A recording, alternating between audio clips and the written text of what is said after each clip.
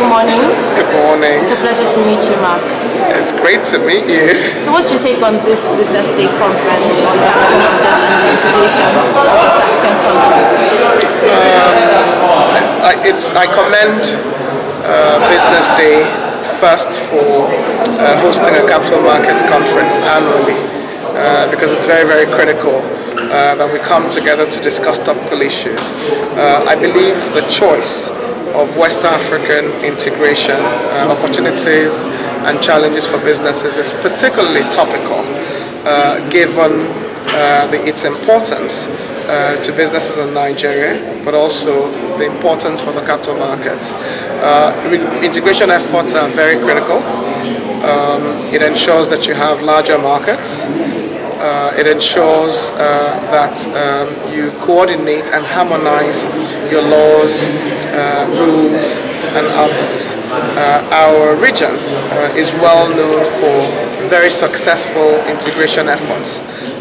The Communauté Financière d'Afrique, CFA, which brings together West African and Central African Francophone countries, is a very successful initiative, which basically means that they have a currency that is linked to the euro. The UMOA, the Union Économique Monétaire de l'Ouest Afrique, is also one that's very successful. The BRVM, the Francophone West African Stock Exchange Initiative, is also a very successful initiative. So there are very good examples that we can learn from. What is unique about the West African Capital Market Integration Initiative is that it's a very pragmatic initiative that brings together the regulators, the exchanges, and the operators.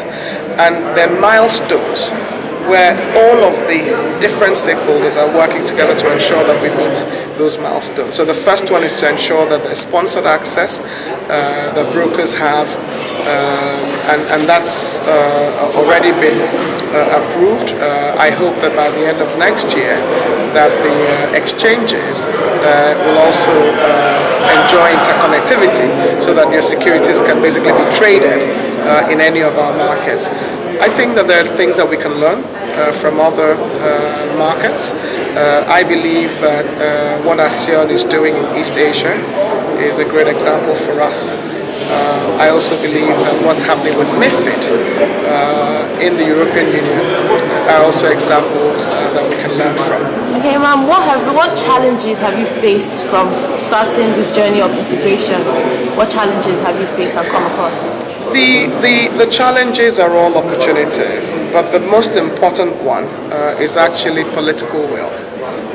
And what we see today is that our leaders in the ECOWAS region are leaders that appreciate economic integration and have been very supportive of ECOWAS, and that is critical. The second challenge is the different cultural heritage, which is why you have the Francophone and the Anglophone.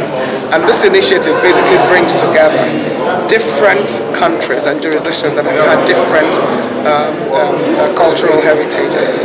The third is the currency issues, which we'll certainly need to work out, because in addition to the CFA zone, each of our own countries have their currencies, and that is something that we clearly need to work on. The other one is language, which is very much related to the currency issues. But more generally, I think the opportunities far outweigh the challenges. We've seen what has happened with having an ECOWAS passport, so the free movement of persons across the ECOWAS countries. We see what happens with informal trade, particularly being led by dynamic women across the region. Can you imagine what will happen when the road network that takes you from Nigeria all the way to Senegal comes into being? It will reduce the cost of business. It will ensure that the markets are available both ways, both for the informal sector and the formal sector. So for me, the opportunities far outweigh whatever challenges we face. And we believe that the West African Capital Market Integration Initiative is basically going to inspire and boost and support other aspects of integration efforts, because there are examples that we can learn from. The International Organization of Securities Commissions, which is the regulatory body that the capital market regulators belong to, basically has an example of mutual recognition, of sharing information, and mutual assistance. So it's a great initiative, and I think if we continue the approach of being pragmatic, having milestones, being committed, we'll certainly be as successful as some other regions have been. Just one more specific question. You spoke about competitiveness and against the backdrop of asset classes doing well in more advanced economies, some of which you mentioned. What can we do to become more competitive? And secondly, some stockbrokers have complained about the cost of transactions, which limits our exchanges.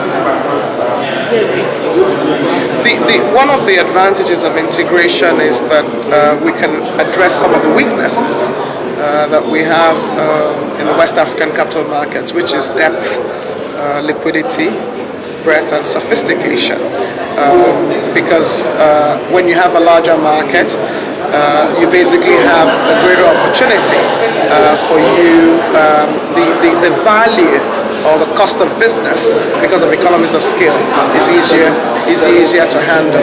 So integration will actually help in terms of competitiveness. On your issue about transaction costs, of course, the transaction costs are actually a function of volumes. So when the capital market operators are able to do greater volumes, they will be more responsive to reducing the transaction costs. We are sponsoring, along with the Nigerian Stock Exchange and the Central Depository, CSCS. The SEC is sponsoring a transaction cost analysis, which we expect will enable us determine what are the true costs in the primary market and the secondary market of different instruments. And I think that work will help us develop what will be a roadmap for ensuring that our costs are as competitive as other emerging markets, and particularly our peer countries. We believe that products are very, very critical. You talked about what is happening with products, and I think integration will also inspire innovation. We have cash markets that are developed in Nigeria, particularly the equities and the bond markets. We have 2 exchange-traded funds. We have our focus on Islamic finance. We're leading the way, and it's an example that other countries can learn from. We have real estate investment trusts, things that are very critical given the stage of development that we're on. And so we believe that integration enables us to learn from each other, enables other countries to try and immediately and quickly adapt to some of the products